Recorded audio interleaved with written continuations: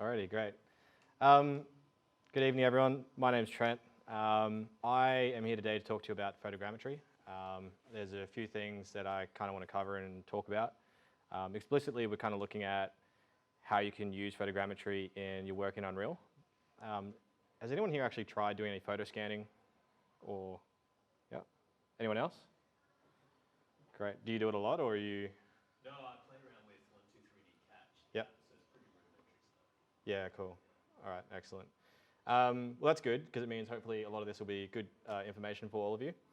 I've got a few things to look at, so I'm going to talk through kind of just some basic background around what photogrammetry is and how it works. Are you recording on the screen? I am, yeah. So yeah, we'll go through some kind of background as to what photogrammetry is, how it works, the technology behind it, and that'll be pretty brief. And then I'll basically start looking at some of the kind of fundamentals and things to think about if you are going to start working in photogrammetry, or at least if you want to try it. So I've spent about the last kind of 18 months or so doing various bits and pieces. So just as a bit of background on myself, I'm actually now at QT researching human photogrammetry. So last year I built a 21 camera full head scanner, and our kind of mission for the next, well, within the next 12 months is to now build a full body scanner and start integrating that with motion capture and a few other things as well. Now on the side, I've also been looking at things like prop scanning, environment scanning, plants, all those bits and pieces, because I think it's really cool. It's a little bit addictive, to be perfectly honest. And it's a really fun thing to kind of get into. So once I've taken you through that stuff, we'll talk about kind of different ways that you can actually approach photogrammetry, because there are a few different things. There's things like aerial, using drones. If any of you have drones, that'd be pretty cool.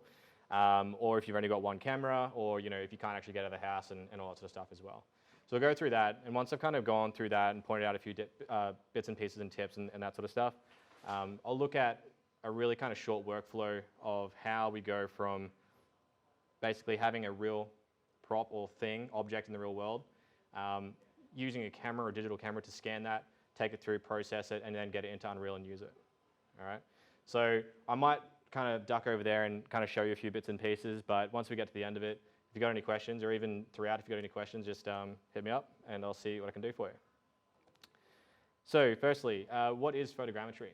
So photogrammetry, as you're probably aware, is one method of 3D scanning. Now, it's not a new technique at all. It's been around for quite a long time. The difference is now there are a lot of easy to access products that automate the process of what photogrammetry is. All right. So what happens during that process? We basically take a whole bunch of pictures of a subject from various angles. And the idea is what we're trying to do is triangulate various features that appear on that subject and reconstruct them in 3D space. So what the software does is it actually goes through that. It does it a number of times. So it does it kind of as much as it can. It identifies features between different images, correlates them. And if you're really, really good at it, kind of every pixel of that subject will show up. So you'll get a really dense point cloud, and that gets converted over into a mesh.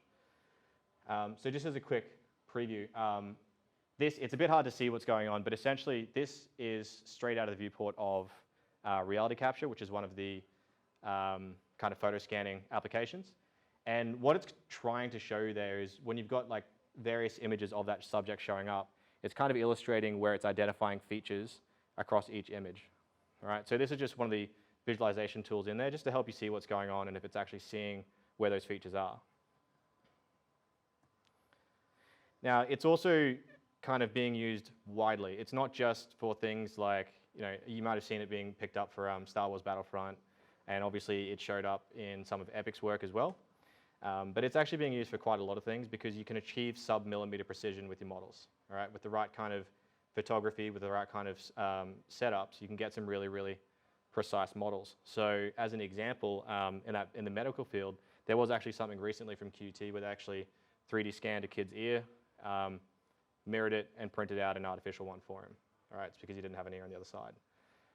They're also using it in engineering and mining. All right, so as I mentioned earlier, there is a bit of aerial photogrammetry going on as well. So cameras mounted to drones basically fly straight across a landscape and start surveying that landscape, and allows them to get a really precise reading and 3D model of what's going on there as well. And then obviously it's being used in cinematic visual effects and interactive entertainment, which is kind of the stuff that we were looking at today. Now, in reference to where it's showing up in real time right now, I've already mentioned One place, Epic's kite demo, it was used heavily. Has anyone actually seen the articles from Epic talking about their photogrammetry pipeline at all? Yes, a couple, yeah, great. Okay, so what's really interesting about their process is one of the most important things around photogrammetry is your lighting. So we are basically taking photographic information and turning it into a 3D model. So if you happen to be performing that process in a situation where there's shadows showing up or particular lighting or coloring, that's all going to be present in your textures. It's going to show up everywhere. So you have to go through a process to remove it all. So what's really interesting about the way Epic did it is they came up with a process, or a post-process, to kind of delight all of that information. All right, so it might be worth checking that stuff out. At the end of the slide deck, there's actually a list of resources and things there as well, so I might be able to share that with you. I've already mentioned as well, so Star Wars Battlefront, these guys got a lot of coverage, and they've actually got some really good docs that came out of GDC, and they talk about all of their pipeline from on-site scanning to prop scanning, plants and all that sort of stuff, and how they even manage their assets. So one of the big things around, one of the big issues with photogrammetry as well is when we're taking photos, you want to be using your raw formats, and if you've ever used your raw formats from your DSLRs and high-res photography, they're quite large files. So you have all that going on. You could be taking like up to 1,000 photos.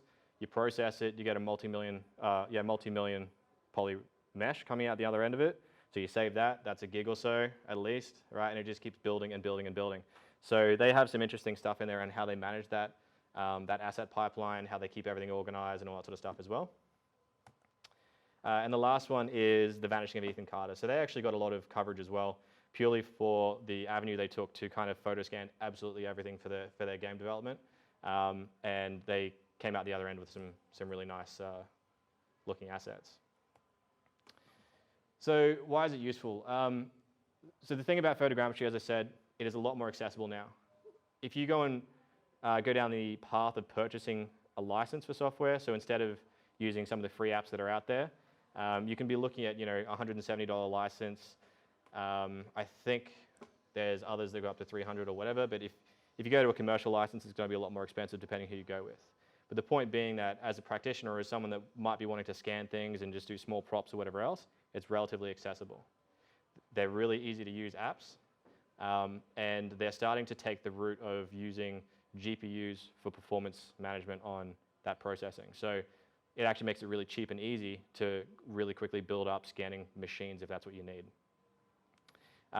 It replicates real-world objects with relative ease. Okay, so one of the things that came out of the Star Wars Battlefront documentation is they actually talk about their asset creation and integration kind of time frame was 14 days. When they started working on their photo scanning pipeline, they brought that all the way down to 7 days.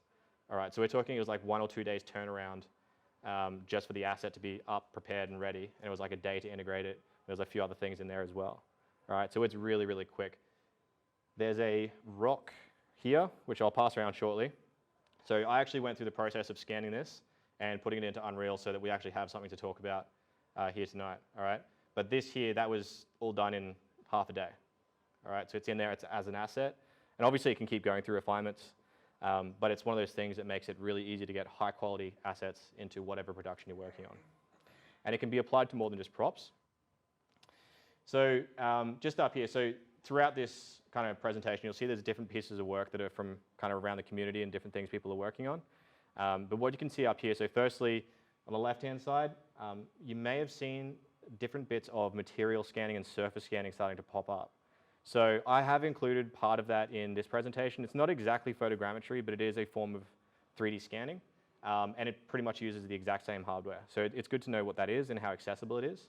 But what people are doing with that is they're taking cloth, they're taking all sorts of textiles, ground cover, all sorts of things like that, scanning it, using things like Substance Designer to actually make that tileable and usable in a production environment, and then they're creating these really nice photorealistic assets out of that. There are the props in there. So the other cool thing about photogrammetry is, again, with the right tools or the right approach, you can actually start to not just get diffuse information in your assets, you can actually get your reflectometry, all of your kind of like your metalness and roughness and all that sort of stuff as well. Okay, so some of it's kind of interpolated and guessed, but sometimes you can actually get some really high quality information. And then of course, we can use it for characters as well. All right, so for those of you that have seen the Hellblade kind of stuff that Epic worked on with Ninja Theory, all right, some really cool stuff. But the point there being is that the left there is the render for the character and the right is the actual photo. All right, so a couple of things. So I'm just going to start going through a few things to keep in mind if you want to start getting involved in photogrammetry from this point forward. All right, so if you are taking notes, now's the time to do it. But the first thing is, if you are working in scanning of any kind, it requires patience. All right, it can get really frustrating and tedious when you're working on this stuff.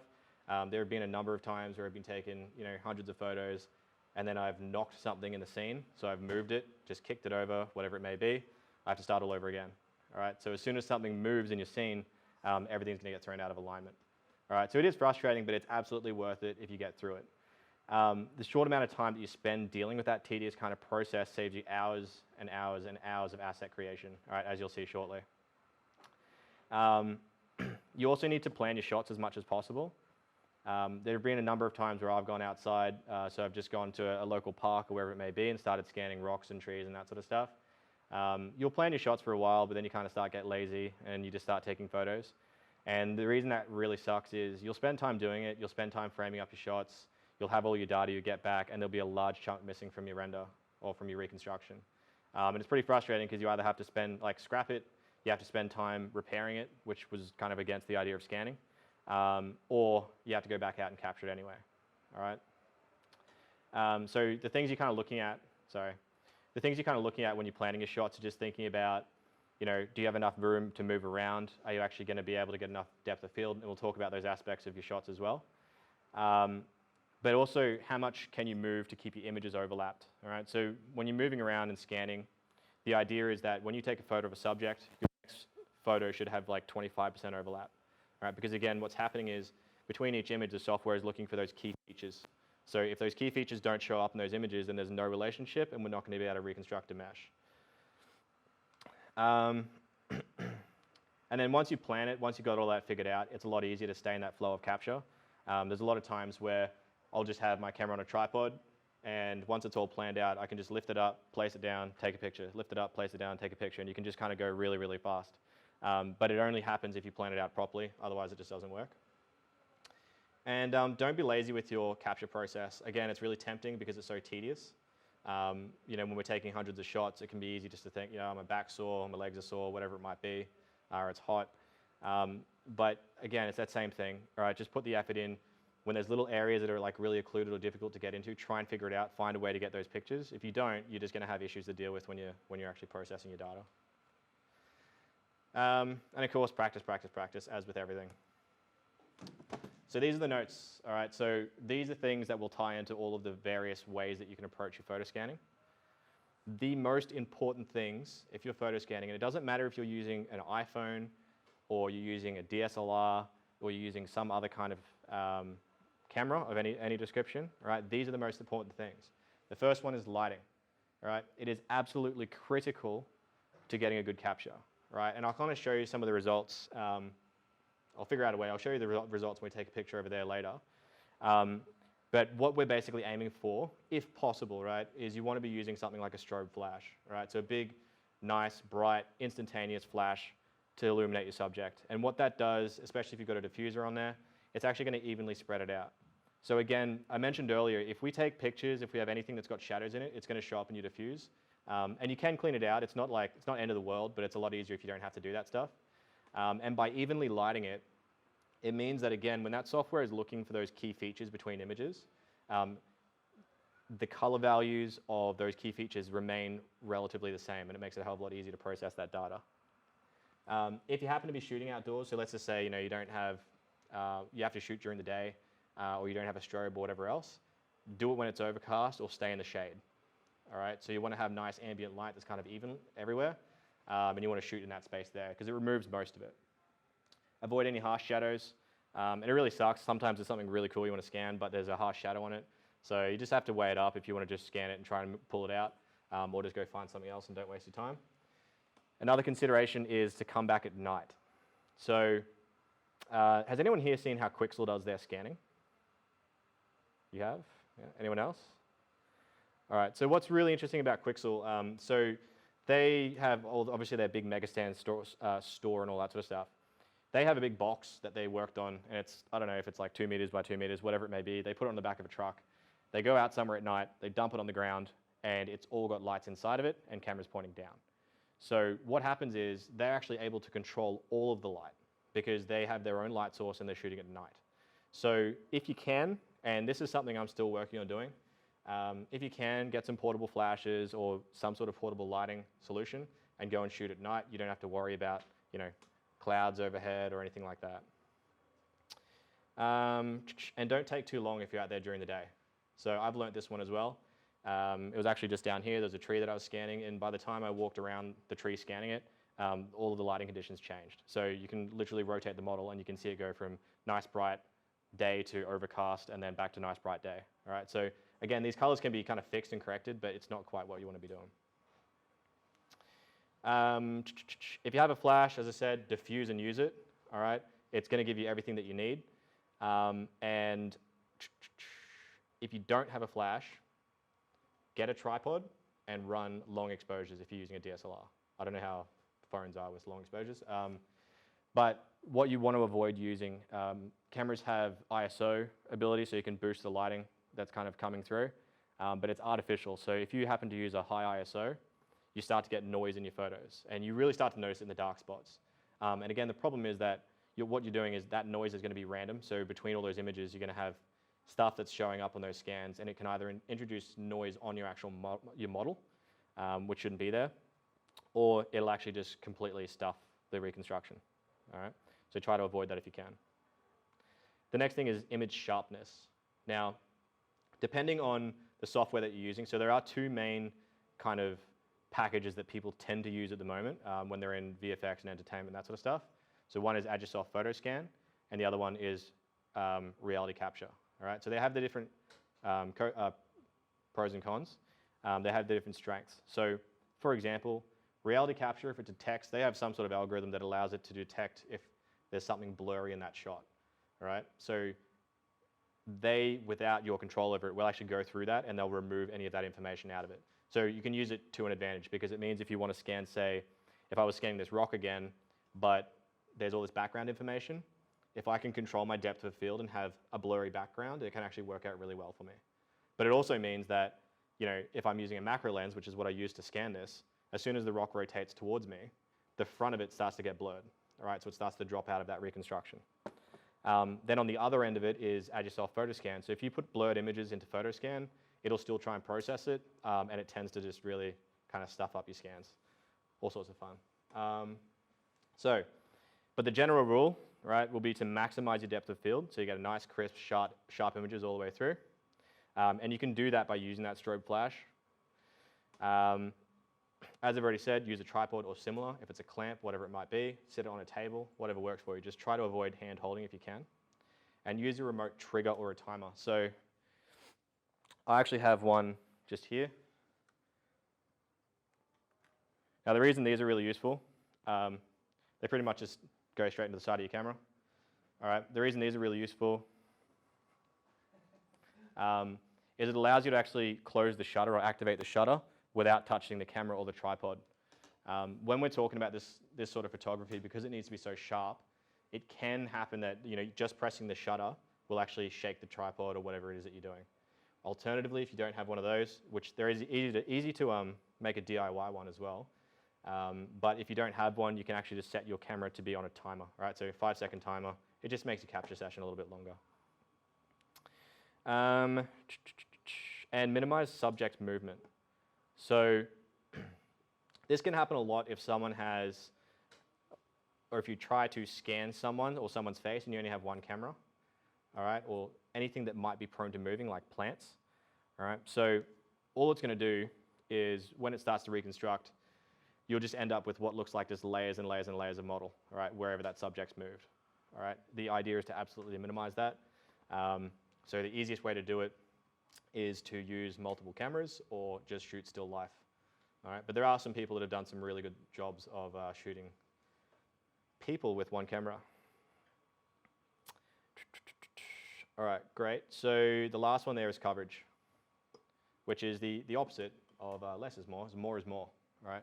So if you're spending time going and doing your capture, it is always going to be better off to take more images than you'd possibly need.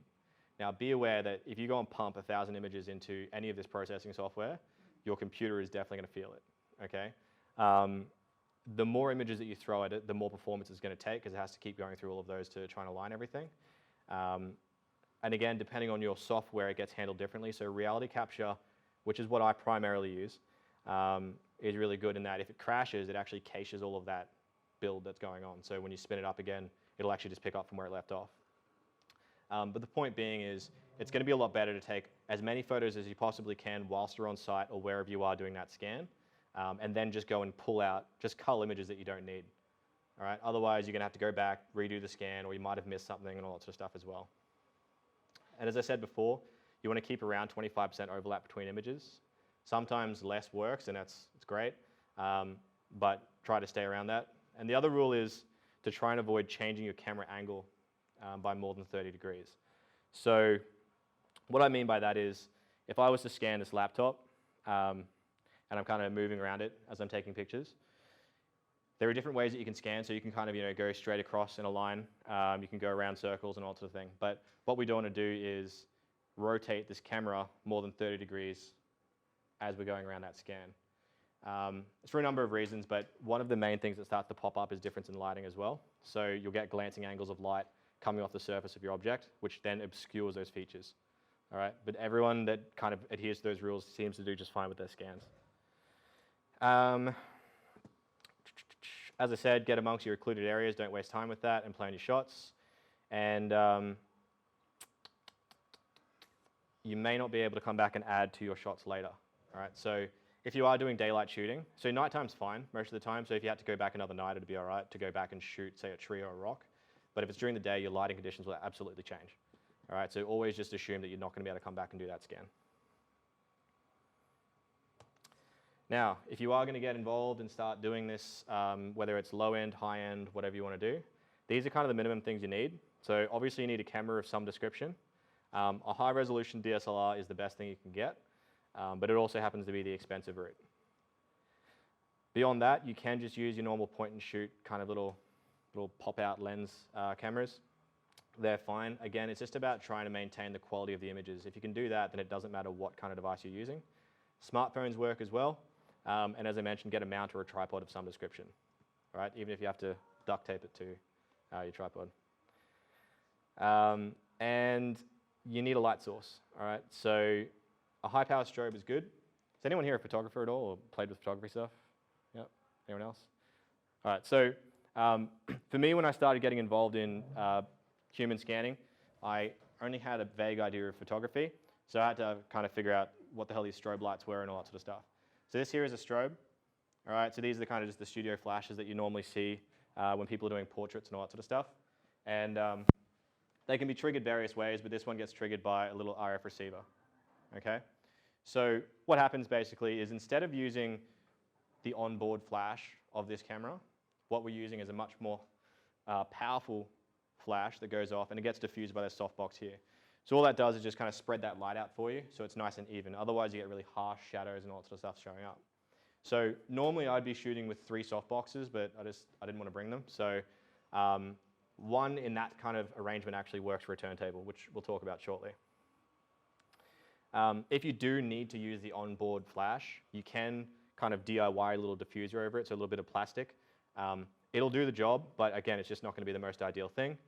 That said, I'll show you again some of the really low-cost solutions people have come up with. So there's one person that got their iPhone, got a torch on their iPhone, chucked it into a little pot, and used that as a lamp, all right? And it was just shining that across the surface that they needed to. So it really just comes down to getting that high-quality image. And of course, if you're outside the sun. The software, I've already mentioned, reality capture and Agisoft Photoscan are kind of the key contenders.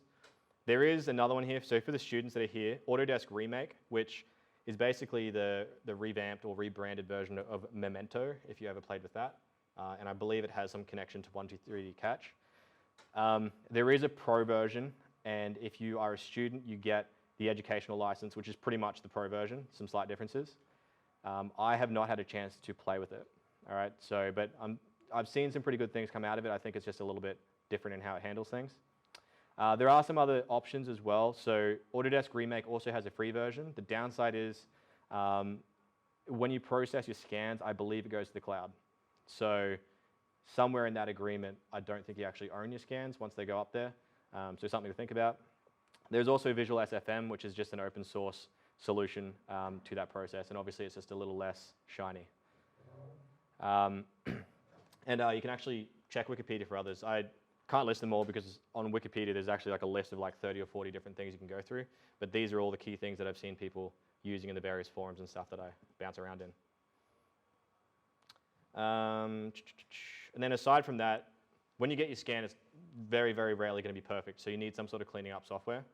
So again, the standard sort of stuff is to use ZBrush, use Mudbox, all the kind of standard tools that you'd use in your asset creation pipeline. All right, there's nothing crazy there. But you will be dealing with a lot of polygons, so keep that in mind. Alrighty, so the types of photogrammetry. All right, there's a few different approaches you can take. As I mentioned, one is aerial. So if you do happen to have a drone or a mate that has a drone, you might want to go and play with this. I think it'd be fun to do. I won't be talking about it because I have not done it. Alternatively, there's multi-camera photogrammetry, single camera, and turntables.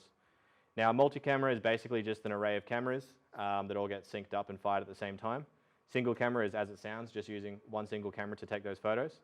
And a turntable is just that setup over there, where you have a turntable, and instead of moving around the subject, you're basically rotating the subject instead.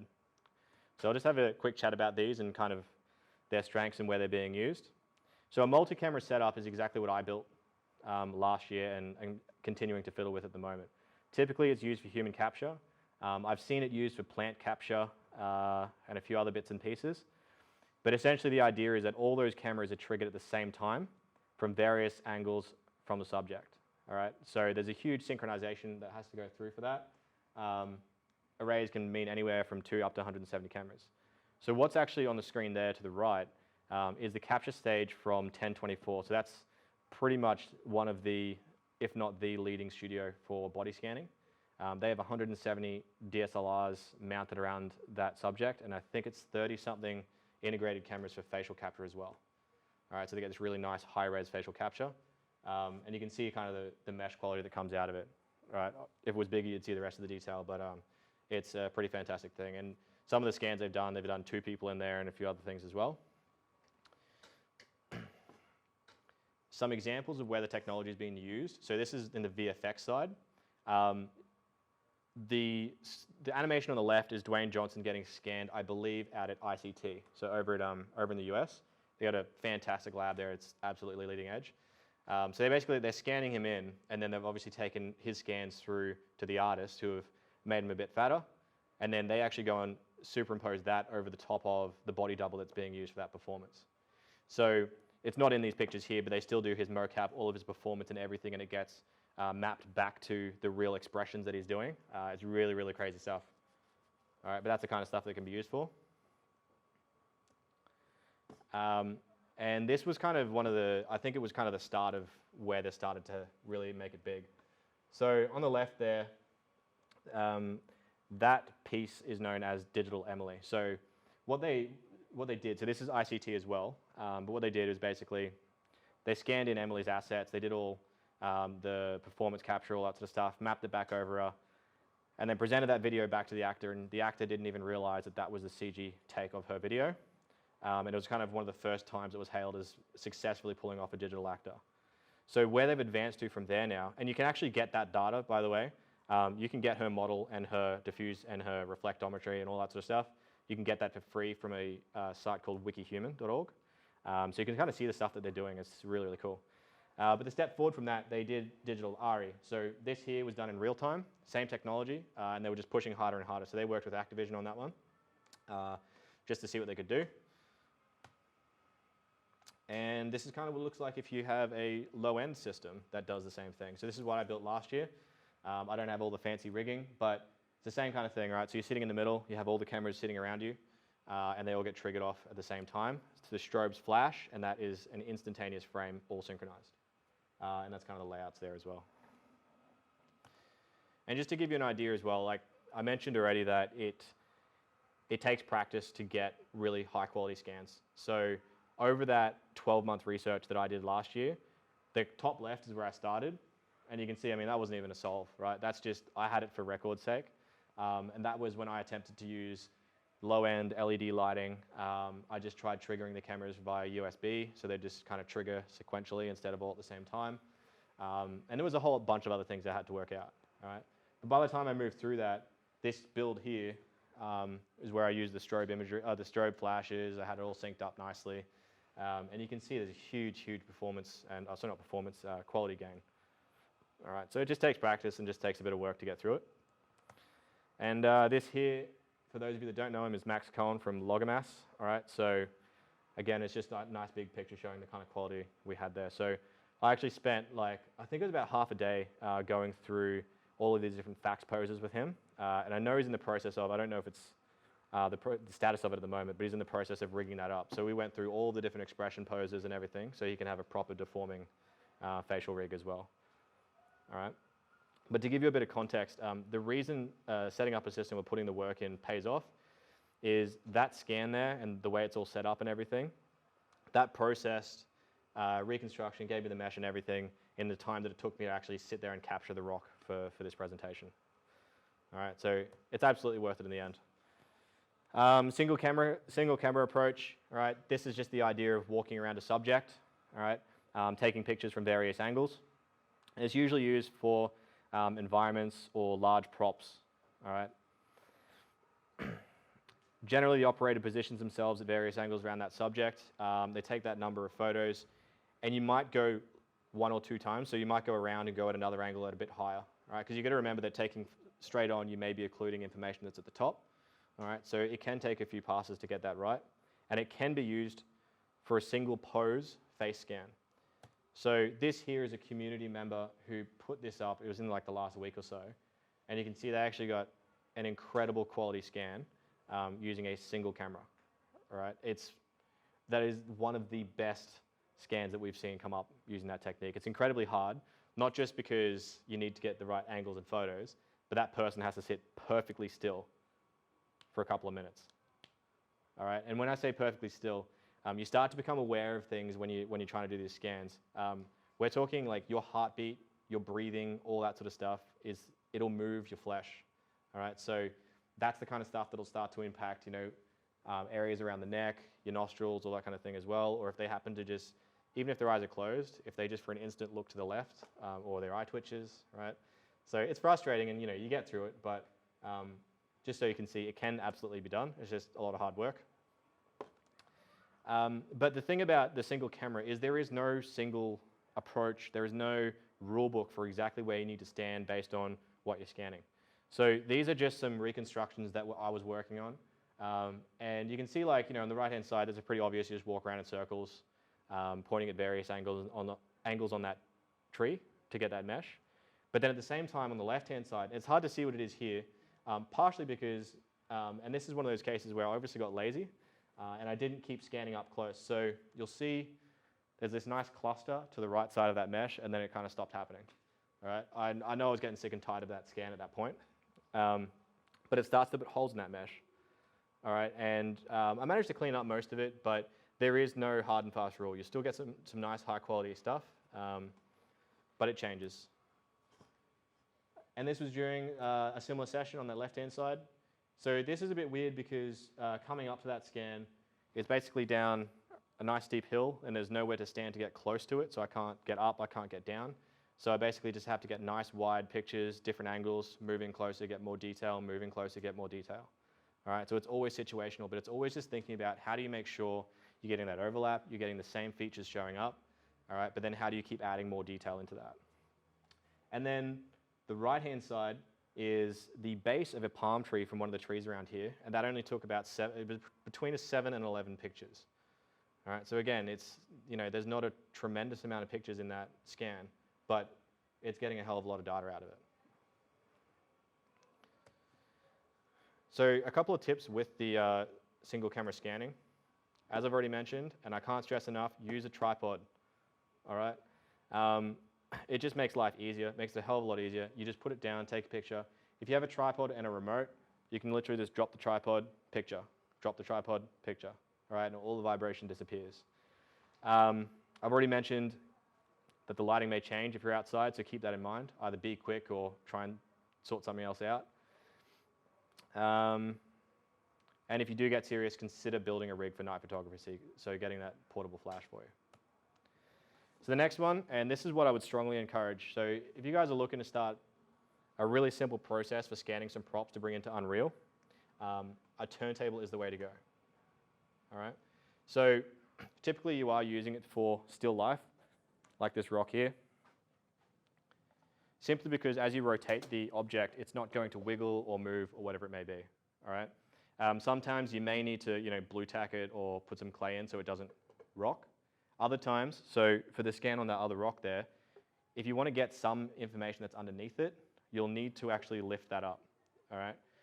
I have seen some people out in the community, I haven't experimented with it yet, but they found a way that you can actually flip the prop, continue scanning, and then when you're actually processing it in Reality Capture or Agisoft, is actually getting that mesh to align later on, so you get a full scan. It's probably not that hard, I just haven't looked at it.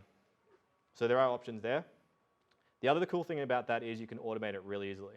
All right, so if you get to a point where you want to keep doing it, you can basically set that up with, say, an Arduino or Raspberry Pi, right? Control a little motor, and you can hook that up so you can basically fire it off from your computer.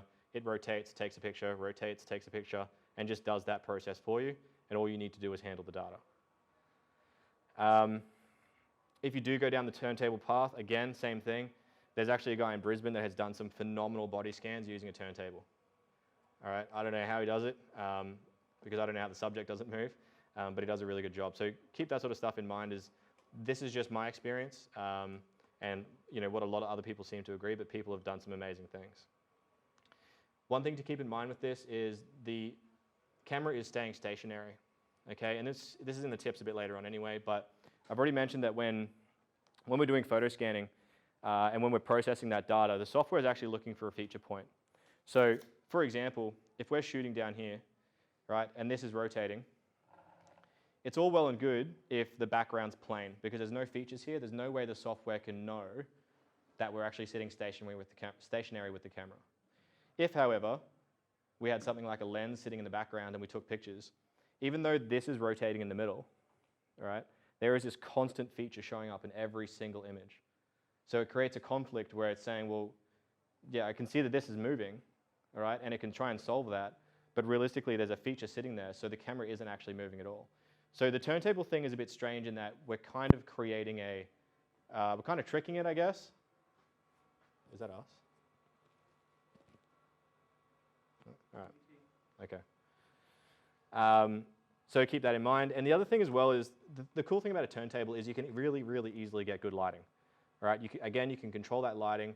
If you're using a strobe, so normally I would have 2 or 3 strobes going on here, but you can actually set it up in this fashion where it's kind of sitting behind the camera at all times, and you should get some really nice images out of that as well. So again, the scan that I'll show you very shortly uses this technique. I just wanted to see what we can do with less and less equipment.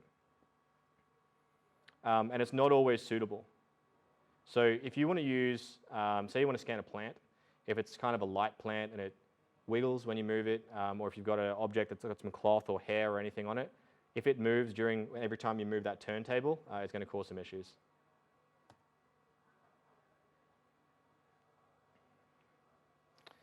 These are some scans that I've actually done, and I'll bring them up on Sketchfab shortly just so you can see kind of how high quality they are. The great thing about the turntable is basically you can mark out every 10 degrees, right? So instead of doing the 30-degree rule or even worrying about the 25% overlap, you can just rotate 10 degrees, which means you get 36 images, right, for every single angle or position on that. So in these cases, I've generally done 1 or 2 rotations, and that's it, just at 2 different levels. But you can see that the resolution that comes out of it is actually really, really good, as well as the texture quality. But keep that in mind, because as soon as you get, over 100 images, it starts to crash your machine. And this is what it starts to look like. So again, all we're trying to do is basically tell the software that the camera's moving, not the object itself. All right, so each one of these little triangles that's popping up is actually a representation of where it thinks that camera is. If there's any features in there, if there's anything that makes it think otherwise, we're essentially not going to have a decent reconstruction. The other thing that's really useful is if you go down this path. So this little turntable here, I got it from Spotlight for like $17. All right, so like they're not excessively expensive. You can probably make your own for cheaper. But all I've done is set 10-degree markings all the way around the circle. And don't forget to put a starting point. Otherwise, you'll be rotating for a very long time. All right? So by having that starting point, you don't lose your position. And all you need to do is basically mark a point, say it's on the surface here, rotate 10 degrees, picture, 10 degrees, picture, 10 degrees, picture.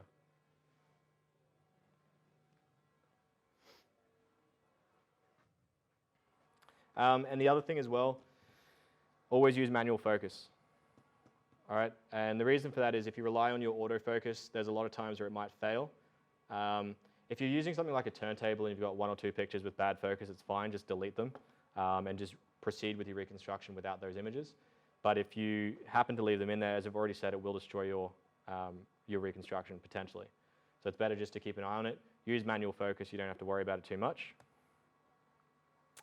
And just in relation to those low-cost setups, all right, so again, I mean, I've got a camera there. That one was like, I think that was about 900, and the lights that I bought altogether was like 300 or 400, and it was just cheapies off eBay. But you don't necessarily need to spend that much to get involved, all right? These are some examples of setups that people have come up with. So they are using DSLRs in those 3 on the left. This is the guy that I was talking about. So he's actually doing a surface scanning, but that little pot with an iPhone in it is his light source. Okay, all you need to do is run a long exposure and you'll still get a high quality image out of it. It just takes a little patience. The top middle from Faha, you'll see is like this little like micro scanning setup, and those lamps, those little lamps that are clamped there, they are actually from like a cheap photography site to get, you know, kind of semi-decent lighting. But at the same time, you can see clearly you could just use some nice cheap desk lamps for that. This soft box does exactly that. So it's a cardboard box, cutouts, bit of paper or film in them, 2 desk lamps shooting in, and straight away you have this nice even lighting to shoot and scan on. All right, you don't have any shadowing issues. The top right from Sam Rowe, those scans are being shown in Unity with that was actually scanned from an iPhone 7. All right, she's just gone around, I guess, a cemetery. It's a bit weird. But you know, he's gone around, scanned that with his iPhone, and he's getting really high quality stuff out of it. All right, so don't think that you can't do it because you don't have this stuff. This bottom right one here, I did some other scans with my phone, but this was just interesting to me. When I first started getting to the scanning side of things, I wondered if I could be really, really, really lazy and actually just take a video instead. All right, and that is the result of a video. It looks a bit noisy here because of the grass. The mesh itself actually turned out pretty well, especially considering I just wanted a rock. All I did was just walk around filming from a few different angles, and then through, I think it was After Effects, I just pulled out, I basically downsampled the frame rate and pulled out a number of frames. All right, so exported all that, and it worked. All right, so there are options available to you there as well. Okay, so getting into Unreal. All right, so from here on, I'm just going to shoot through a process that I use to scan this rock. All right, so I'm actually going to pass that around now. It's very exciting, it's a rock. But the reason this is really interesting is I have a macro lens. All right, so I'm not going to pass that around though. All right, so the point of these lenses is basically to try and get up close, really high detail. Up close, really high detail. All right, so you can get really, really, really, really close. The problem, again, for those of you that don't understand the mechanics of a camera is the closer that you get to that object, the shallower your depth of field is. All right, so it means you start to get blurring like really close and far away. So you find this nice balance. But essentially, this is the lens that I use to scan that little rock. And you can see it's probably like, I don't know, 4 centimeters long. The great thing about scanning is if you can get enough detail, it doesn't matter how big or small that object is. When you take it into your environment or you take it into your production, you can create any scale out of it. All right, so when I've gone through and produced that scan and processed it, it is all to real scale, but then we can just change it and do whatever we want. Thank you. But basically, it's just the capture process that's different. Right? There's a little bit of cleaning up, but other than that, it's no different to dealing with high poly to low poly and all that sort of stuff as well. So you'll see here, I went through and took a whole bunch of pictures. Now, as I said, I only used one light. I used that light and that softbox and that camera to do it on that turntable. The trick to using one softbox or one light is that you need to keep it behind the lens, all right, or in line with that lens, So every time you move the camera to a new angle, you want to move the light as well. So what it means is that wherever we're kind of sitting, we shouldn't be getting too much shadowing happening around that shape. So I did 2 different heights. So I shot down at this level here, nearly parallel to the deck. And the other thing I did is put a tape measure in there as well. So you can use a tape measure, you can use any known size, so you can create a scale bar if you want and put it in. You can even use a piece of paper. The point of including this in your shot is that once you start taking it to the processing software, you can define certain points. All right? So you can actually say between this point and this point is a known distance and it is only 10 millimeters. And you do that a few times. When you process the model, it'll actually build up to that exact scale. So that's how you create that precision. You'll see that happening here. It's a little hard to see on the projector. There's 2 little blue dots on the 4 and the 5 where they are on the ruler, and these 2 images are actually different images. All right, they're just that 10 degrees apart or maybe a little bit more. All right, so I did that a few times, set it to 10 millimeters and went away and processed. When you're processing in reality capture, the first thing that you actually get is an indication of your camera alignment. All right, so this is what actually allows you to see really quickly is anything going wrong. So as an example and why this is useful, that can be done in like a minute, right? Maybe a little bit longer. When you're actually processing the point cloud, so you're looking for that full resolution mesh, if I remember correctly, this one took like an hour or something like that. So you don't want to be waiting an hour to find out that the cameras weren't aligned, right? Or there was something that you could have done differently. One thing I just realized I didn't put into this presentation, but in regards to that, if you are shooting, say, cloth, all right, or something that's repeating. So an example is, say, a couch with a repeating pattern on it. Generally, if it's a kind of, if it's shaped like just a plain rectangle or whatever it may be, you may find that your scan doesn't line up. And the reason for that is the software is recognizing those features in those patterns, which are repeating in all sorts of different places.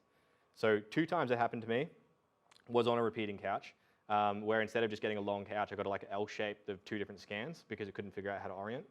And the other one was a Toblerone packet, all right, because it had Toblerone printed on both sides of the packet. So as soon as it flipped around on the turntable, it kind of thought it was the other way around. So just keep that sort of stuff in mind. It may happen to you. It's not bad. It's just something to try and figure out later on.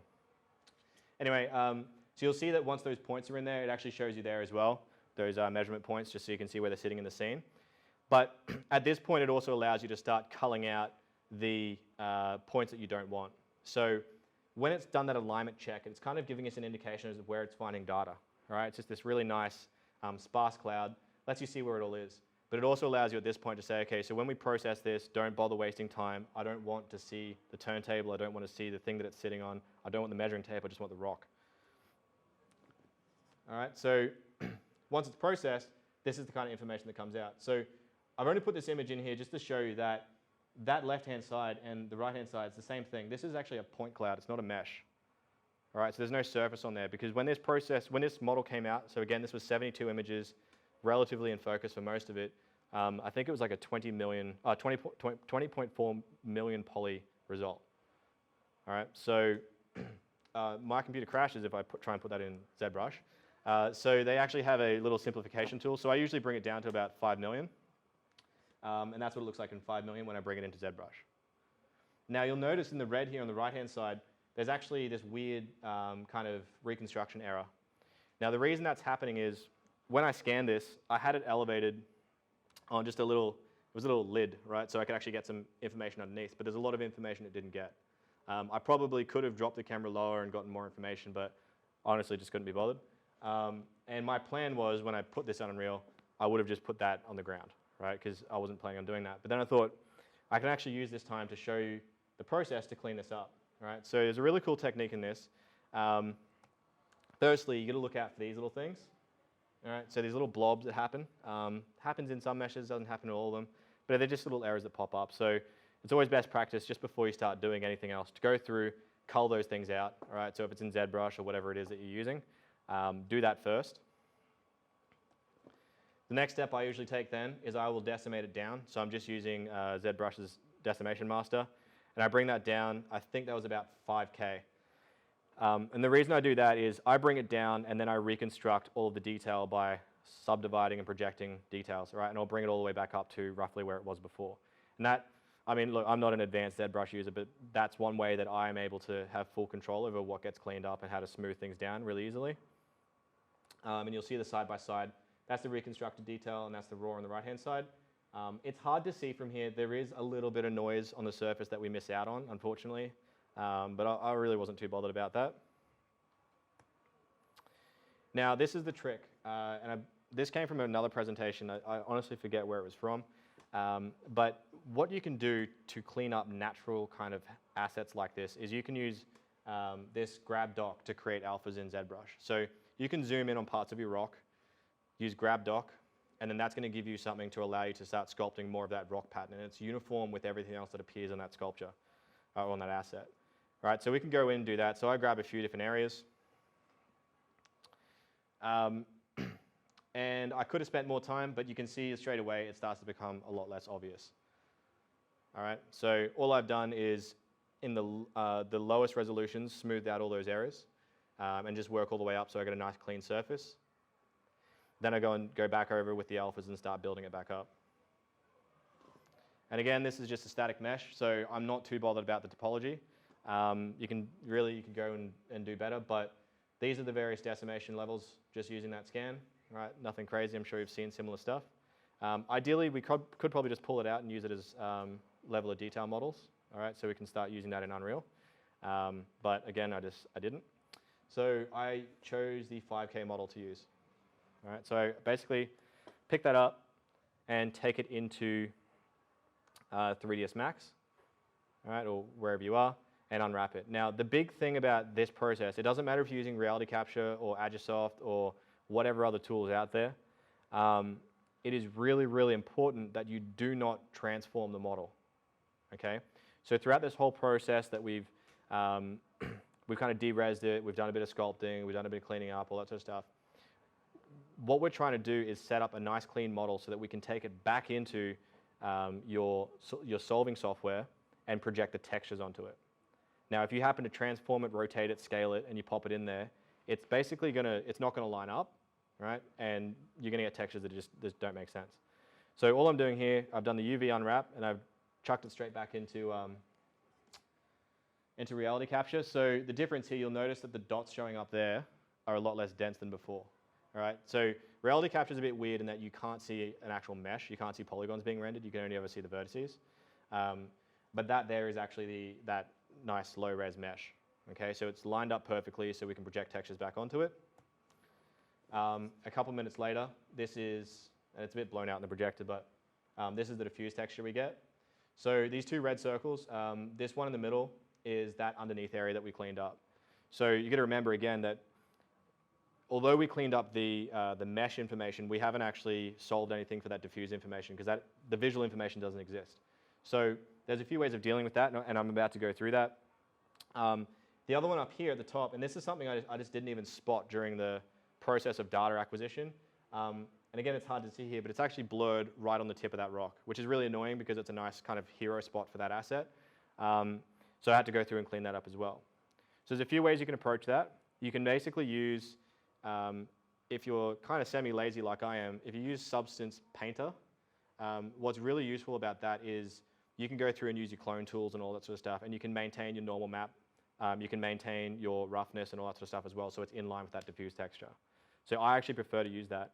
But that said, at the same time, you can still go in Photoshop and just clone stamp or whatever else. With rocks, it's really not a big deal if the diffuse doesn't line up with the normal. You hardly even notice. And this is kind of where we start to get to with that asset out of Substance Painter. All right, so if I had more time, what I would actually do, I would go back and do, is I would spend more time staring at this rock on my desk and trying to actually match the colors. All right, so I find that weirdly, this rock almost appears to have some sort of subsurface on it. I don't know if that's the case, but it's definitely not as smooth as that. All right, there's a bit too much glossiness on that rock. But that's what basically comes out the other end. So I've gone through, I've used the clone stamp, I've created roughness by pulling out curvature and adjusting that. All right, that seems to be the standard as to which way people go. And then once we get into Unreal Engine, this is what it starts to look like. Now, this is where I find Unreal kind of interesting in that as much as we go through this effort to create these really nice photorealistic, really nicely scaled assets, we also have this opportunity, just even with scans in general, to actually start to play with stylization of it as well. So you can use all of your geometry, your normals, your ambient occlusion to kind of just have the basics there, and then over the top of it, you can start to stylize it a bit. So this right-hand side was just me starting to play around with materials and shading it differently and that sort of stuff. Let's just see if there's anything else in there. Actually, and the other thing there as well is, so again, bearing in mind that this is the size of the rock that I scanned, and clearly it's quite a bit larger in the Unreal scene and it looks just fine. Just because you need, say, a giant mushroom in your scene doesn't mean you need to scan a giant mushroom, right? So keep that in mind. Like you can start to get really creative with how you do things. You don't need to go and scan massive things. You don't need to necessarily scan tiny things, all right? Just whatever works and start to make it work. And the other thing as well is you can start to kit bash, right? So if you've got a bunch of mechanical parts lying around that are a bit rusty, go and scan them. They're easy to scan if they're rusty, right? Then you've got a kit that you can start to mash together, whether it's in ZBrush, maybe it's just low poly assets that you want to kind of, make some prefabs in Unreal or whatever you want to do. All right, so just keep that sort of stuff around. Start thinking, how can I put things together? But then even outside of Unreal, what people are doing is they're doing that sort of stuff, mashing it together and 3D printing these really, really out there figurines, okay? So this is what happens when you put that photorealistic asset into a nice little stylized scene. And then once we start to kind of pull out that diffuse, all right, and change how those materials work a bit, all right? So again, it's not like out of this world or anything like that, but I would just really strongly encourage you not to be constrained by photo scanning is for photoreal. Realistically, photo scanning is to acquire a model, and you can acquire other things with it as well. And it may even just be a basis so you can go and get someone's head and do a caricature of that and then create this really funky character. And then moving on, at the start of the presentation, I actually had this kind of sitting up there as well. So this is actually that rock cliff that I said I got really lazy on down the end. So I actually broke that up into all these different chunks and then brought it back into Unreal to start seeing what can we do if we just kind of throw it all into a scene. All right, and these were, they weren't the best scans, but you can see like even just going and doing that stuff, you can get some basic geometry in there. It looks nice. Again, you could probably strip out the diffuse and start tinkering with that. This was the tree down the bottom that I had to kind of equalize because it changed lighting outside. All right, so that's just a tree down in the park, just literally downstairs. You could get this stuff from anywhere. Obviously, if you wanted to go and put a forest, you'd need to get rid of that spray paint. All right, so the last thing then is this idea of surface scanning. So as I said, this isn't really photogrammetry, but if you're doing this stuff, it's kind of a mistake not to start looking at surface scanning because you're already doing the same kind of practice. So the big difference with surface scanning is we're not actually using, you can go and use that, like Agisoft and whatever to create that 3D geometry, but generally what's happening is we're actually just taking vertical photos and we're using lights to generate a normal map. All right, so we light it from different angles and we combine all these images together. That gives us a normal map, which gives us a height map and also gives us curvature. So once you, again, take that stuff through either Substance Designer, or you can just use Photoshop, it really doesn't matter. You can do all that stuff and then suddenly you have this PBR material that's ready to go and it's actually been scanned, so it's all really, really accurate. So this one here was me just tinkering around, seeing what we could do. That fluffy stuff is just like fleece off the back of a blanket, and then you can scale it up and down and do all sorts of stuff with it. But the general setup is like this.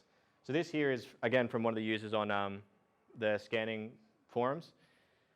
You get your tripod, if you can, you flip it upside down, your camera is pointing straight down, and you'll see these like white markers sitting around. So what he's going to do is every single photo he takes, he's going to have a light at one of those white points facing in towards the camera. And what that starts to create, and this is kind of where the idea started to come from, is you'll see these images to the top right. So this guy is taking pictures of peanuts, I guess. And you can see there's all these different highlights happening, because what he's doing is taking photos where the light source is on the right-hand side coming straight across. So you get shadow, you get light, you get all this sort of nice depth to the image. So we get a few different angles, like left, top, the right, the bottom, and we start to combine that into these red and green channels. Once those two kind of assemblies are overlaid, you get a normal map. All right, so I haven't seen how different the kind of 8, I think it's 8 he's doing, 1, 2, 3, he's doing 8 positions. All right, so it's the same kind of thing, but basically, yeah, you're just scanning across, take that, now you have this PBR material that's been scanned in. It is absolutely amazing the kind of stuff you can get from it. You can get, again, you can get your kind of reflectance, you can get all that sort of stuff coming out of it. If you combine it with the power of things like Substance Designer, you can now have this semi-procedural, this photo scanned asset that's still procedural, right, and start mixing all that stuff together. So a little experiment that I decided to do, just to try something a little more creative, was I had this idea floating around for a while of scanning plasticine, right, in the way that you can get the surface information, you can make little plasticine characters, you can make props, you can scan them, you can then go and put that into Unreal and potentially make either a little animatic or a game or whatever that's based on the idea of the stop motion stuff, right, but you're getting this really nice material out of it. So these here are actually, these are in Unreal. And you'll see these different patterns. The one on the left and the two on the right, they're different, where one's kind of being massaged with my fingers to create this rippling effect. And then the right-hand side, it was the same plasticine, but I just rolled over to smooth it out a bit. And what's really cool is when you're doing this left, right, up and down thing, you can see it actually captures all this nice detail where there's crinkles, and you can actually see my fingerprint in there as well. So, you know, when you think like claymation, that's the kind of stuff that you see in there, whether you realize or not, is these fingerprints when people move the characters and all that sort of stuff as well. And that's always been stuck in my head. So I kind of picked that up, and then I chucked that into Unreal just to see, you know, what happens if we have this kind of plasticine effect. All right, so you could kind of start to go down this path. But again, this is that whole be creative with it. Don't just think photoreal, you know, realistic game kind of thing. You could do anything with this style. There could be other, you know, it could be like scanning oil paints or anything like that as well. Right, so there's a lot of opportunity out there to start picking that up. These are the same materials, just in the detail lighting. So you can see so all I did here was I created a vertex blend on between that nice smooth and the Ripley effect. And the idea being that if you had it on a landscape or wherever, you can kind of make it look like, you know, characters have walked through there or someone's actually come through and massaged that. So it creates this really nice effect. Again, awesome projector. But yeah, again, just playing with how does that look? Could you create this kind of psychedelic claymation effect? All right. That's it from the info side. Any questions? Thoughts? Yep. How would photogrammetry handle like a glossy surface, like a car? Yep. Really good question. Poorly is the answer. Can you repeat the question, please? Yeah, so the question was how would photogrammetry handle glossy surfaces or even reflective surfaces. So for the same reason, I'm sure you can imagine when we're trying to detect features, if something's really glossy, it's just going to put light all over the scene. It's going to put it in spaces where it shouldn't be, and it typically doesn't work. There are ways around it. So the first thing is, there's kind of two aspects of glossy surfaces. One is typically the glossy surfaces people are trying to scan are also plain colors, like a car. So even if you manage to get rid of the glossy surface, if you only have a plain color, there's no features for the software to actually detect it. So there are ways of dealing with it. Some people get like, what do you call it? Like water-based paints, right? So you can just rinse them off or whatever, or watercolors. And what they do first is they kind of like powder over the surface. So it could be glass or whatever it is. So it's a nice light powder, so it gets rid of all that gloss. And then using that water paint or whatever it may be, they just kind of flick it over with a brush or their hands or whatever. So what they're doing is they're creating a nice pattern that can actually register in the scan, and the powder's getting rid of the gloss. And the reason they go down that path is then you can just hose it off. It doesn't damage anything, right?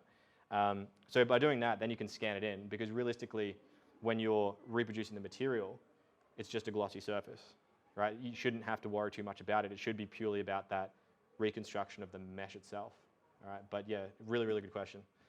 Same thing with transparent ones, actually. So glass, all that sort of stuff, you can use the same approach. Some people have resorted to putting milk inside the glass objects as well, so it fills it up, and then you just have to go through and post-process it.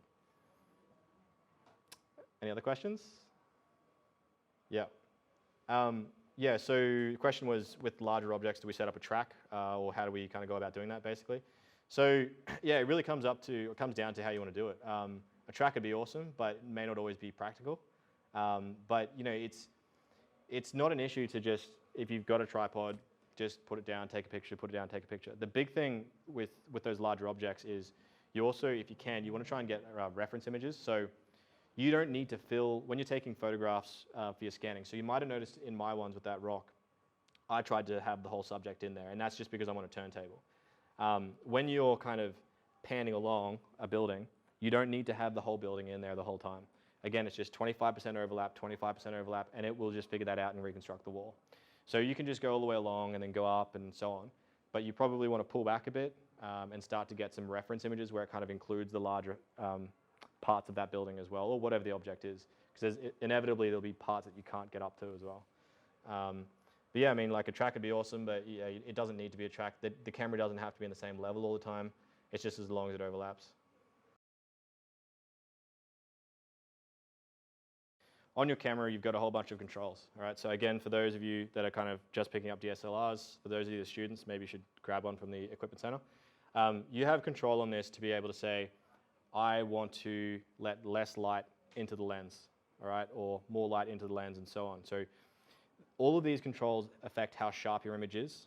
They affect kind of that nice, well, what we're calling depth of field. So in your nice, you know, fancy portraits and all that sort of stuff, you may have a photo where, you know, it's a photo of me and the background's nice and blurred and the front's nice and blurred and all that sort of stuff. So that's when we're starting to talk about your depth of field. So what we want to do when we're dealing with photogrammetry is, generally speaking, we want the maximum depth of field. In order to achieve that, we also have to have a really high f-stop number or an f number, right? So I have always been shooting on anywhere between f16 and f22. All right, so for those of you that use cameras know that that's not exactly fun to deal with light. That's exactly why we need strobes. All right, that's exactly why we need flashes. Or if you need to shoot at that kind of in that range, you need to start using really long exposures. So basically what happens is if you have a really high f number, less light comes into the lens, so you get darker images. So you kind of end up in this really weird, I want, you know, nice sharp images, but I don't have enough light to deal with it. So normally what you might want to do is, most cameras have the ability to boost ISO, right? If you do that, it's doing it artificially, so it brightens the image for you, you get nice, really bright images, but it introduces noise. And as I mentioned earlier, you don't really want to do that. So in order to do it, use a flash or use a long exposure. If you're dealing with moving subjects, you've got a completely different challenge ahead of you, basically. Okay, so what if we have an object that's got a hole, or really any kind of occlusion, I guess. Really, you just need to get the camera like as close as you can, try and get some pictures around that. You don't necessarily need to, if it's a donut, if that specific example, I would basically be taking pictures kind of in and around, but also on the other side, and 9 times out of 10, your software will deal with it. If it was a tube, that's a completely different challenge. What you'd probably want to do, so firstly, you're not going to get the information in there. Absolutely not. So you're going to have to do some sort of reconstruction. You'd probably want to do enough photos to get the kind of both ends of it or wherever it is, and you're just going to have to go back in with, you know, Max, Maya, Blender, whatever it is that you're using, and just go through and remodel that part out. Good question. The software that I use, Reality Capture, is dependent upon the GPU memory available. So if I remember correctly, actually you can Google it, I have a GTX 770, so it's an older card.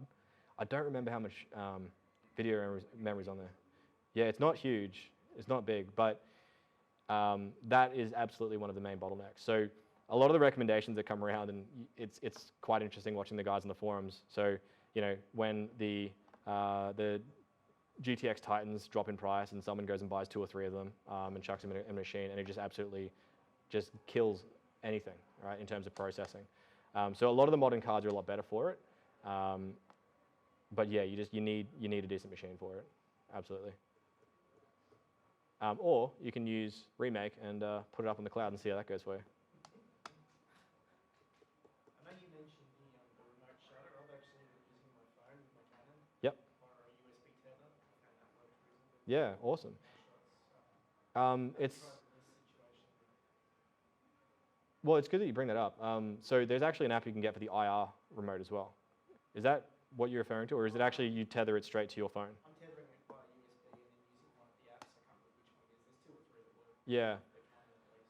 Yeah, all right. So, well, it's an interesting point to bring up. So I've not used any of the phone software to tether to the cameras, but in the 21 camera system, so any multi-camera system, all of your cameras are actually tethered. All right, so they're all on USB, so you can feed it straight through. But what's really good about being able to, so if you can, whether it's on your phone or on your laptop, whatever it may be, if you can be tethered to your camera throughout the whole capture, it's great because you can run multiple exposures, you can do all sorts of stuff. You can just trigger it from your camera, from your computer, and have the data straight there. It is really, really useful, but I'm glad you brought it up because there is an IR app you can get as well. So if you can't, I'll try and find the name. yeah, that's all right. That's cool. So the way to overcome that is, it's an interesting question. I believe there's two ways you could do it. One is you can get in there and try and manually align it. Although all of this is automated, you can actually go in there and like basically force. So if you remember, I was defining those measuring points across my images. You can actually go in there and say, not just for measuring points, but you can identify feature points. So if the software can't identify it, you can say, this is a feature point. In this image here, this is the same feature point, and force it that way. So what you could potentially do is, if there is any feature on there that it hasn't picked up, you could try and do that. You could mark the Toblerone. Given that something like that is a fairly plain color, you could just have patterns in certain areas and just doctor it out afterwards. I'm not sure how else. I know people have done it. Like they do a lot of manual alignment stuff, but I've tried to avoid it as much as possible. But yeah, good question. Oh yeah, so good one. Okay, so the point brought up there around shooting human subjects. In the same line of glossiness and things on surfaces, if you do want to be taking pictures of people, firstly you want to stabilize them, so pin them in a corner somewhere. But their skin can have a huge effect on that scanning process, right? So some people naturally have a lot oilier skin, and as a result of that, it gets really, really glossy. So you're going around taking pictures and it might seem fine, but the scan's not going to work out. So if you are going to go down that path, get a cloth, get a paper towel, whatever, try and dry all the subject down. Stay out of areas where it's warm, because if they start sweating, the same thing happens. They start to sheen. What else? Is there a way like IR filters come in? You can, you can, but it's an expensive journey. Yeah, so you can absolutely, you can do reconstructions with infrared. The amount you'll be spending on your cameras would then make me wonder, is that really? Yeah. Yeah, good, yeah. But what about the polarizing filters as well? Yeah, so the polarizing stuff's really interesting. So that kind of sits more in the advanced spectrum. But essentially, all of the images that you've seen that I've taken, actually I did have a polarizing filter, but generally there's kind of, you see that sheen popping up. So what people have realized is you can kind of remove 99% of that by doing what's called cross-linear polarization. So what that is, you basically have a linear polarizing filter. So if you think 3D glasses that you go into the cinema with, they all have a grain on them, so they're only certain direction of wavelength, the light that's coming through. It filters all that out. So what happens is, if you put a lens or a filter on your camera and it's facing one direction, and then you get on your light source, so if you've got like a flash or whatever, you put another film over it, but you have it facing 90 degrees. Firstly, you need a lot of light, but secondly, when you actually take that photo, you get a completely diffused image. All right, so you have no gloss. So if you remember this here, this kind of machine / facility, this scanner that Dwayne Johnson's sitting in, is known as Light Stage 5, I believe. So they've gone through a number of iterations of that machine, but you'll notice in the background, you see the big, like kind of is that a hexagon? The light kind of setup that's behind him. What they actually do is, when they take a whole bunch of photos, but then they take a whole patterning of photos where it's crossing over with that polarizer. So they rotate the lenses constantly in sync with the lights. And what it allows them to do is they get 3 different pictures. One is, and if you go to that WikiHuman site and get that data from Digital Emily, you'll actually get all 3 sets of data. But what it gives you is, you can get a completely unpolarized image, so as if you took a picture with your phone or your camera. You can get a linear polarized, so it reduces some of the light.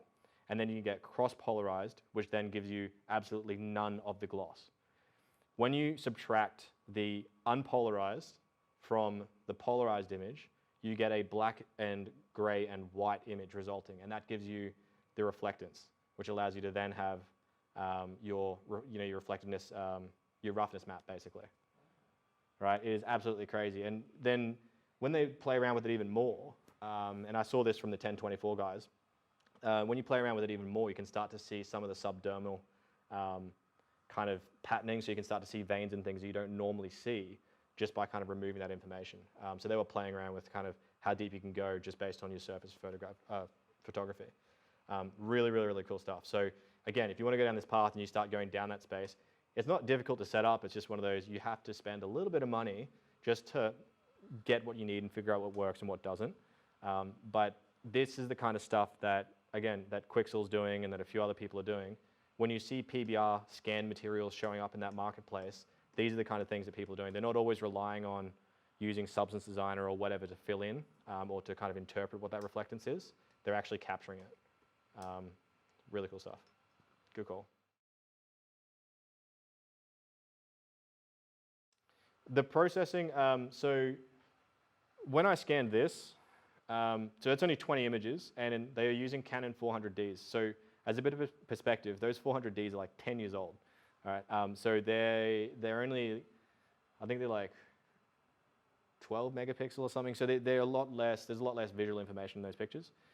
So just as a caveat to that, but processing those 20 to 21 images, it doesn't take long at all. So the alignment takes like a minute or two. But then the model being processed, in the time that it took me to scan this, which is like 5-10 minutes, that was processed, done, exported. So it's super, super fast. But these guys, like, they have a lot more than 20 cameras, a lot higher resolution. But I mean, yeah, it's the same thing though. You know, if you go and process that or whatever, to get that model of Dwayne Johnson, it's under a day. You know, if you had to go and pay an artist to go and do that, to get that likeness right, it would have taken months. It would have taken a lot of money. And that's the other thing, you know, you're not always going to get these super, super superb props out of it, especially when you're first starting out. But it can always just be used as a starting point, both for your scanning, but also for just general props, or it might be a starting point for your sculpting, or just a base point to start modeling around, or whatever it may be. Good question. So the question there was, why did I decide not to do video? Realistically, if I had a much steadier hand, and well, that's probably the main thing, you could probably get away with a lot more. But so firstly, when I take an image on that camera, I get a 6,000 by 4,000 pixel image. Right? If I was to go on film, I'm not going to get that resolution. But secondly, what I was finding with the video I was getting off my phone is I was getting a lot of artifacts, like interlacing artifacts and a few other things, right? So, yeah, exactly. So there's a bit of weirdness, and I think it's definitely something that can be done. It's just more that I can get higher quality stuff, you know, because I have access to other cameras. But yeah, it's worth doing for sure.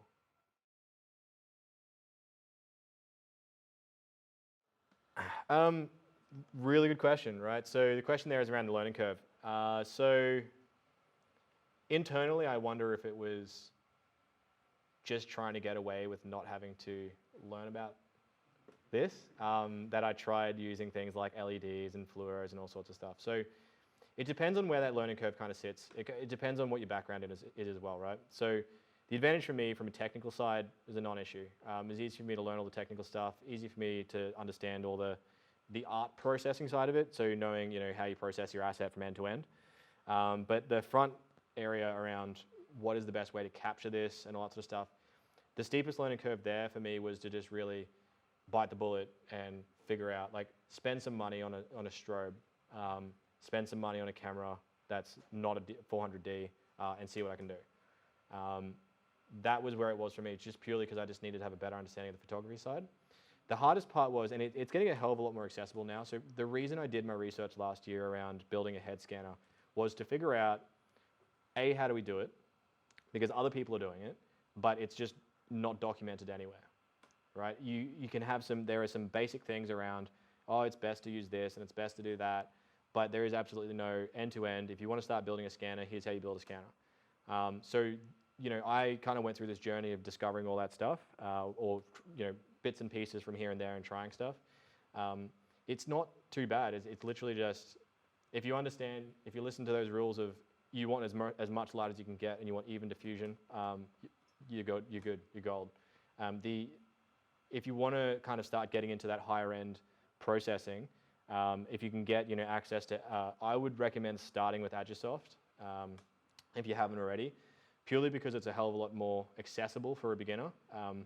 9 times out of 10, you can just dump your images in and you can start processing, and you'll get a really good result. And they've got some really nice tools in there, so you can do, like you can mask out backgrounds. So as an example, like with your turntable, for example, right? Instead of having to worry about all those feature points, what you can do is you can take a picture of the turntable with nothing on it, and then you can put your object on, do the scans, and you can run a subtraction in Agisoft. So you basically say, this is what the image looks like with nothing in it. This is now all of my data. And it will figure out the difference between those, and it will just keep the object remaining. So you don't have to worry about that stuff. All of that's really easy to do in Agisoft. Reality capture is missing some of that functionality. So you can't go and do that background extraction and a few other things as well.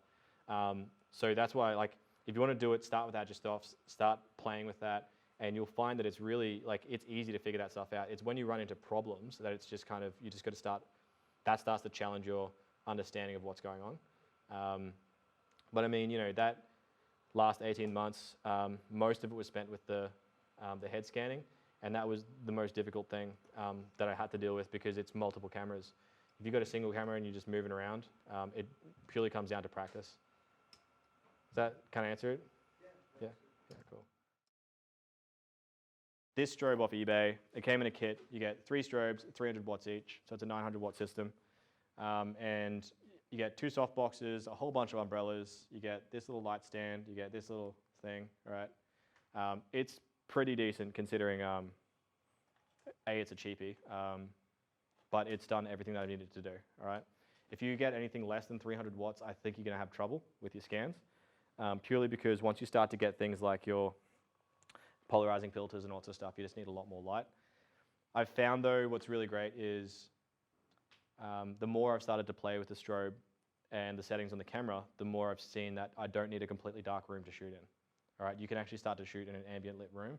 I've been shooting in the living room and I've been getting perfect shots. All right, so the reason I was talking about I normally get, like that I have 3 of these is normally what I would do is, where possible, kind of set up a butterfly pattern. All right, so you're basically looking at 2 large diffuse boxes in towards your subject.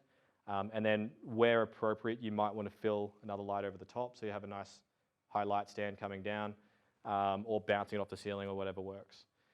So the scan that you saw in the presentation was actually done with this setup more or less, okay? And actually it surprised me how well it worked.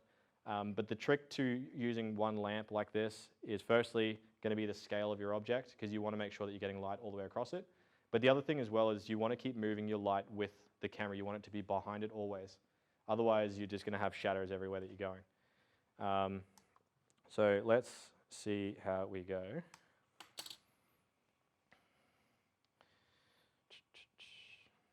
All right. So what we should hopefully see is, it's obviously a small object, but once you're connected, you get this little thing here for your camera, right? So you can get, like I said, you can plug in 4 cameras, whatever, and you can go in here and start setting whatever you want to do. So you can have one camera and say, especially it's useful if you've got like an array going around something. So again, if it's a head scanner or you're doing just a circular prop scanner, you can say that you want the same settings across all cameras, so you set it on one and then you can just master out to the rest of them.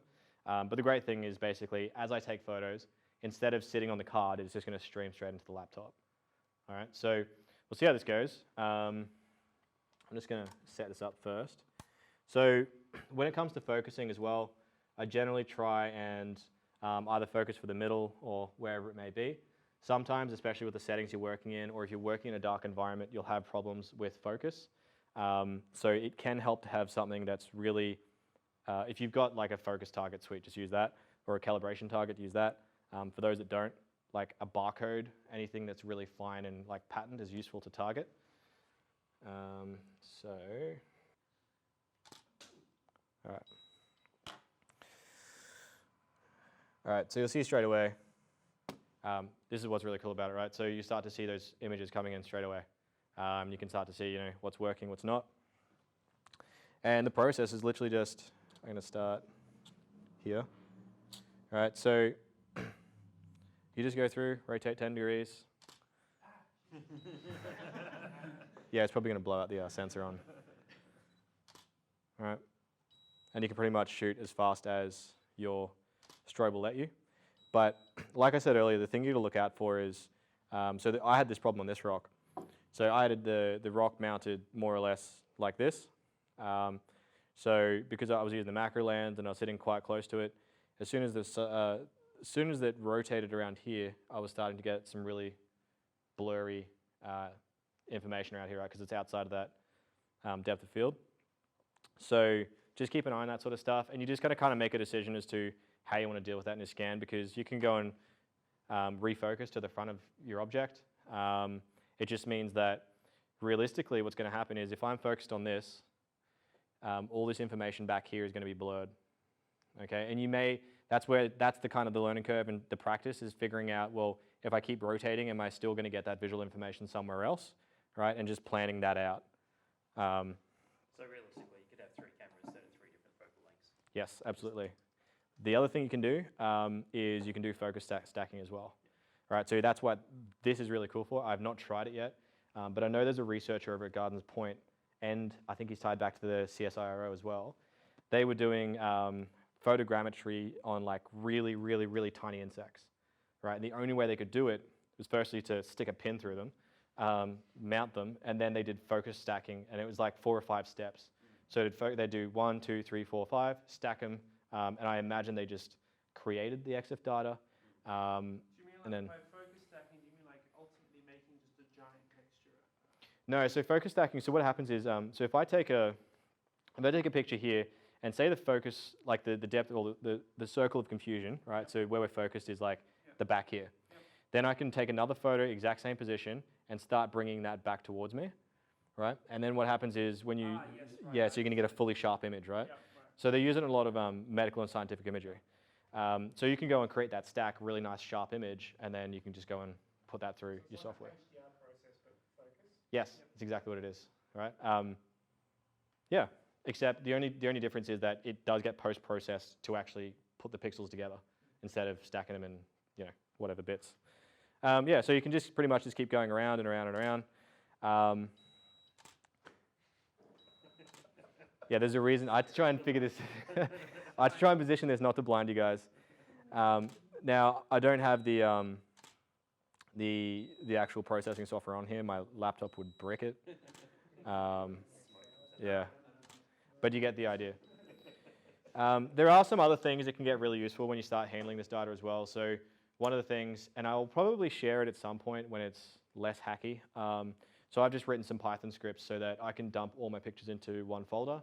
I can set an asset name, and then it creates a whole project directory for me. So I have my raw data, it's all named, it's all done properly, all the project files and everything, because you start to find that you're bouncing from one project to another constantly, and you just want that same structure and pipeline. So having that sort of stuff in place is really, really useful as well, because of the sheer volume of it. And you can imagine you go through 200, 300 pictures, you don't want to have to rename them all and have to resequence them and everything. One thing I have done is I've just moved away completely from shooting anything but RAW. So I only capture RAW, I don't get the JPEGs with it. And use something like Lightroom to color balance. So it's probably one thing I haven't talked about is if you want to get the right colors, you need a color checker, right? So the little like grids with all the colors and everything on them. Macbeth chart. Yep, right. So you want to have that in there. You don't have to have it in there for the whole scan, but you do need to have it in there for any time your lighting setup changes, because once you have it in, like in here, you can use that in something like Lightroom or similar to get the white balance settings correct on your raw files, and just blanket apply them to all the samely or similarly lit images. So if you want like real, like truly accurate stuff, do that.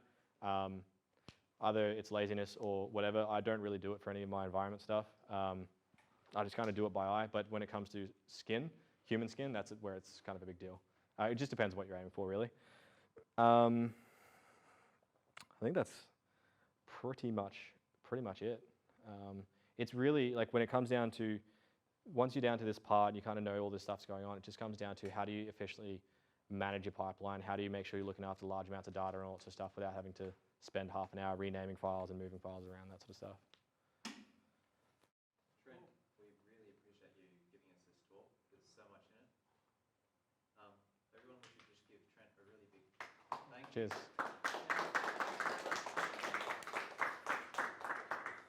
As part of our thanks from Brisbane Unwrap, we want to give you a shirt. Oh, A few sweet. swag little items there. Thank you. Um, Awesome.